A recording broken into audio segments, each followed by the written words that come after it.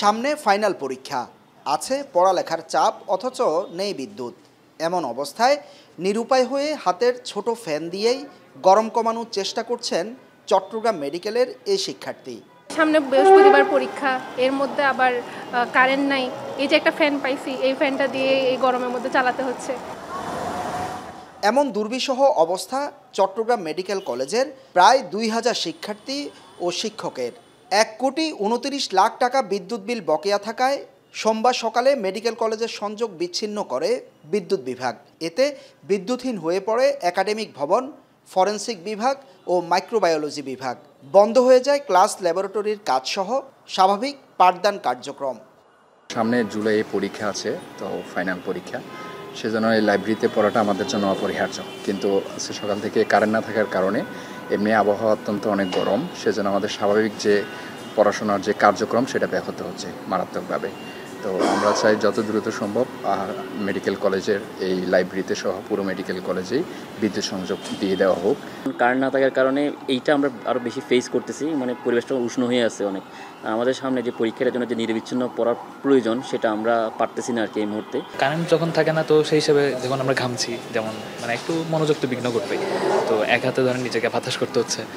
অনেকের কাছে ধরেন পোর্টেবল ফ্যান আছে, আবার অনেকের কাছে তো নাই। সবচেয়ে বেশি বিপাকে পড়ে মাইক্রোবায়োলজি ও ফরেনসিক বিভাগ। এখানে বিভিন্ন যন্ত্রপাতি সার্বক্ষণিক চালু রাখতে হয়। কোনো কোনো স্পর্শকাতর মাইক্রোবায়োলজিক্যাল উপাদান রাখতে হয় নির্দিষ্ট তাপমাত্রায়। এরই মধ্যে বন্ধ হয়ে গেছে কোনো কোনো যন্ত্র।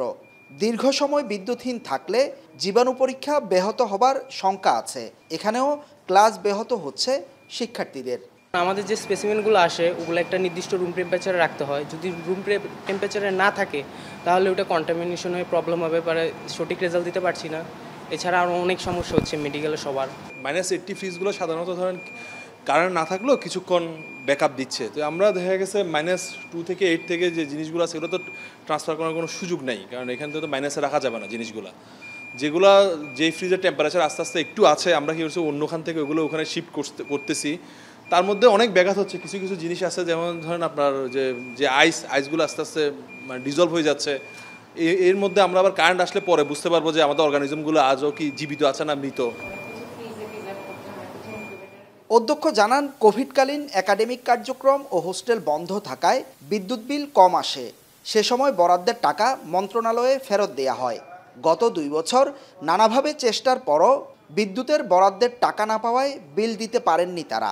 আমাদের আসলে বিদ্যুৎ বিল যেহেতু অনেক বকেয়া, ওনারা আবার চিঠি দিয়েছিলেন আমাদেরকে গত 11 তারিখ। তো আমাদের 1,29,45,000 টাকা বিল বাকি আছে।